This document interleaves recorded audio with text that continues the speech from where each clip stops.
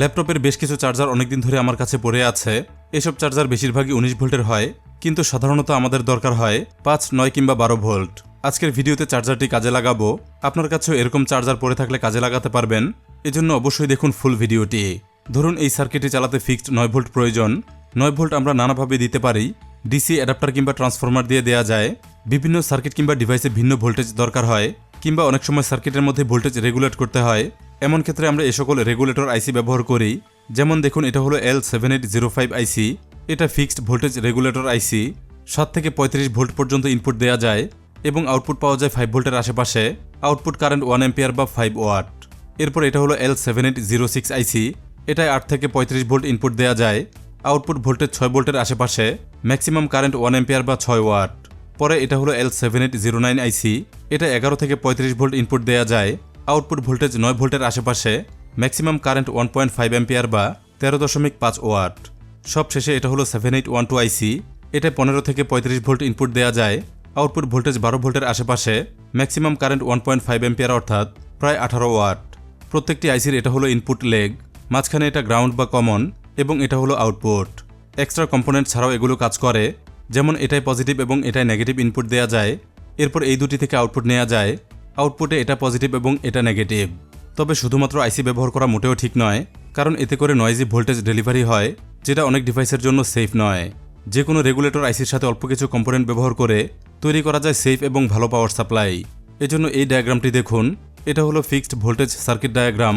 AC কিংবা DC voltage input দেওয়া যায়, যেমন এই প্রান্তে ট্রান্সফরমার থেকে ইনপুট দেওয়া যায়। এজন্য ফুল ব্রিজ রেকটিফাই করেছি। সুতরাং ট্রান্সফরমার থেকে পাওয়ার ইনপুট দিলেও সার্কিটে পাওয়ার ইন হবে ডিসি হয়ে। এরপর একটি 25 ভোল্ট 470 মাইক্রোফ্যারাড ইলেকট্রোলাইট ক্যাপাসিটর বসিয়েছি। এটার মাধ্যমে ইনপুট ভোল্টেজ ফিল্টার হবে। ভোল্টেজে নয়েজ কমে যাবে, তাই রেগুলেটর আইসি সেফ থাকবে এবং ভালো পারফর্ম করবে। ক্যাপাসিটর থেকে পজিটিভ প্রান্ত রেগুলেটরের বাম পায়ে যাবে এবং নেগেটিভ প্রান্ত যাবে গ্রাউন্ড লেগে। এবার আউটপুট দেখুন। আউটপুট পজিটিভ বের হবে এই লেগ থেকে এবং নেগেটিভ বের হবে গ্রাউন্ড লেগ থেকে। নয়েজলেস ভোল্টেজ পেতে আউটপুটেও ফিল্টার প্রয়োজন, এই জন্য এখানে একটি ক্যাপাসিটর ব্যবহার করেছি, একটি 25 ভোল্ট 100 মাইক্রোফ্যারাড ক্যাপাসিটর। এরপর সরাসরি ভোল্টেজ আউট হয়ে যাবে। এখানে যেহেতু 9 ভোল্টের আইসি ব্যবহার করেছি, সুতরাং আউটপুট হবে 9 ভোল্ট। খুবই সিম্পল হলেও অনেক দরকারি একটি সার্কিট এটা। আমরা চাইলে এটা প্রফেশনাল উপায়ে তৈরি করতে পারি, এজন্য করতে হবে পিসিবি ডিজাইন। চলুন এটাকে পিসিবিতে রূপান্তর করব। ইজি ইডিএ সফটওয়্যারে খুব সহজে পিসিবি ডিজাইন করা যায়। যে কোনো জিমেল অ্যাকাউন্ট দিয়ে এখানে লগ ইন করা যায়। সম্পূর্ণ বিনামূল্যেও এটা ব্যবহার করা যায়। প্রচুর টুলস এবং পার্টস কালেকশন আছে। চলুন এবার কথা না বলে সার্কিটটি ডিজাইন করি।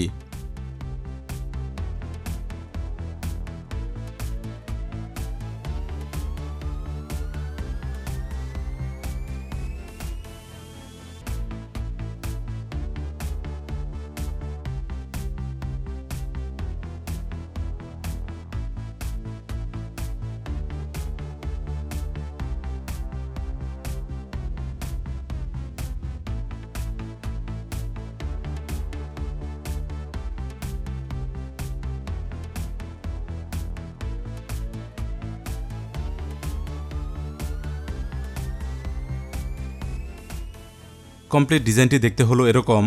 একটি ফুল ফিচার্ড ভোল্টেজ রেগুলেটর সার্কিট। চলুন দেখি 2D ভিউতে। সার্কিটটি বাস্তবে দেখতে হবে ঠিক এরকম। সিম্পল একটি সার্কিট হলেও দেখতে এখন সুন্দর লাগছে। এটা আমরা মাউন্টেবল করে ডিজাইন করেছি। 4 কোণায় স্ক্রু দিয়ে আটকানো যাবে, সুতরাং সার্কিটটি সেট করা সহজ হবে এবং এটা সেফ থাকবে।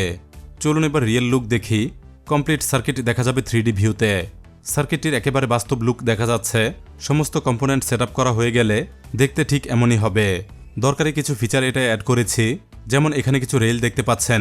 প্লাস মাইনাস রেল থেকে আউটপুট নেওয়া যাবে, দরকার হলে নেওয়া যাবে মাল্টিপল আউটপুট। এছাড়া একটি ইন্ডিকেটর এলইডি ব্যবহার করেছি। সার্কিটে পাওয়ার ইনপুট দিলেই বোঝা যাবে, পাওয়ার পেলেই এলইডি জ্বলে থাকবে। চলুন এবার দেখি কিভাবে সার্কিটটি হাতে পাওয়া সম্ভব। সরাসরি ইজি ইডিএ থেকে পিসিবি অর্ডার করা যায়, এজন্য ফ্যাব্রিকেশন মেনুতে যেতে হয়। নিচে 1 ক্লিক অর্ডার বা এসএমটি অপশন আছে, এটা ক্লিক করতে হবে। সার্কিটটি আমি চেক করে নিয়েছি, ডিআরসি চেক দরকার নেই। নো করে এগিয়ে যাব। এখানে ওকে করে কন্টিনিউ করব। চলে আসবে JLCPCB ওয়েবসাইট। JLCPCB বিশ্বের অন্যতম পিসিবি ম্যানুফ্যাকচারার। যে কোনো টাইপ পিসিবি এখান থেকে অর্ডার করা যায়। রিসার্চ কিংবা ইন্ডাস্ট্রিয়াল প্রোডাকশনে বেস্ট কোয়ালিটি পিসিবি পাওয়া যায় এখান থেকে। দেখুন ডিজাইনটি অটোমেটিক আপলোড হয়ে গেছে। বাস্তবে কেমন পিসিবি হাতে আসবে এখানে দেখা যায়। ডিফল্ট ম্যাটেরিয়াল, লেয়ার এবং ডাইমেনশন সিলেক্ট হয়ে গেছে। এখন চাইলে এটা কাস্টমাইজ করা যাবে। পিসিবি কালার, থিকনেস ইত্যাদি কাস্টমাইজ করা যায়। ঠিক যেমন পিসিবি দরকার হবে তেমনভাবেই অর্ডার করা যায়। আমি এখান থেকে 5টি পিসিবি অর্ডার করছি। ডান পাশে দেখুন খরচ এবং সময় দেখাচ্ছে। খরচ মাত্র $2। নতুন কাস্টমার হলে $60 কুপন পেয়ে যাবেন। কুপন পেতে চেক করুন ডেসক্রিপশন। এই হলো আমাদের 5টি পিসিবি। এখন এগুলোয় পার্টস লাগিয়ে দেখতে হবে ডিজাইন ঠিকঠাক আছে কিনা এবং সার্কিটটি কাজ করে কিনা। সার্কিটের বিষয়টি কেমন হবে দেখুন। ধরুন আমাদের 5 ভোল্ট আউটপুট দরকার, সেক্ষেত্রে এখানে আইসি হবে L7805।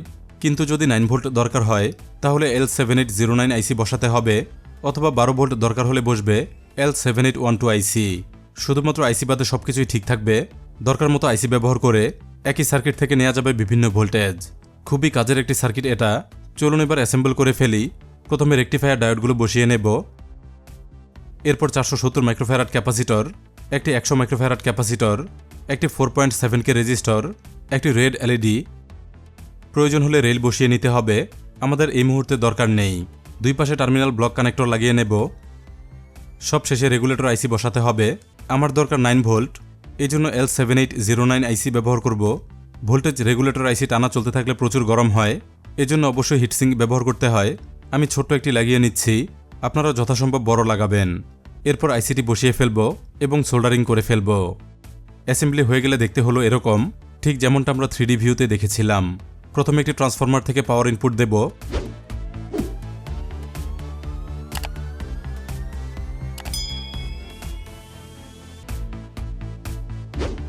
ইনপুট হয়ে গেলে আউটপুট ভোল্টেজ মেপে দেখব। আমরা দেখতে পাচ্ছি 9 ভোল্টের আশেপাশেই রয়েছে। মনে রাখবেন এটা ডিসি ভোল্টেজ। রাউটার অণু কিংবা বিভিন্ন ডিভাইস চালাতে ব্যবহার করা যাবে। সর্বোচ্চ কারেন্ট পাওয়া যাবে 1.5 অ্যাম্পিয়ার। চলুন এবার টেস্ট করে দেখি। একটি রাউটারে কানেকশন দিয়ে দেখব।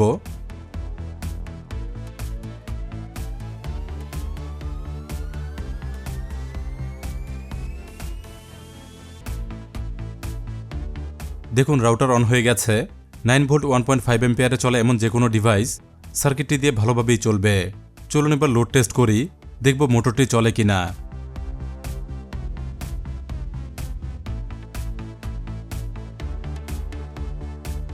কানেকশন দেওয়া হয়ে গেল, সুইচ অন করব। দেখুন হাই পাওয়ার মোটরটিও চলছে, অর্থাৎ সার্কিটটি ভালোভাবেই কাজ করছে। চলুন এবার ডিসি ভোল্টেজ ইনপুট দিয়ে দেখব। একটি ল্যাপটপ চার্জার থেকে ভোল্টেজ ইনপুট দেব। ডিসি ভোল্টেজে এটা হবে পজিটিভ টার্মিনাল এবং এটা হবে নেগেটিভ টার্মিনাল। একটি ডিসি ফিমেল কানেক্টর লাগিয়ে নেব।